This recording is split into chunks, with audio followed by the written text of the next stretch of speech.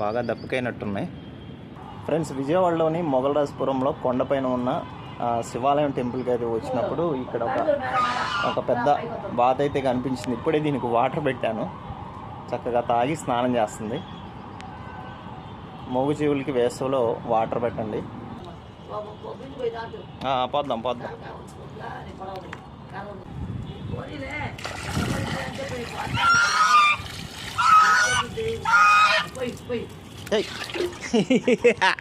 పొడవటానికి వస్తుంది.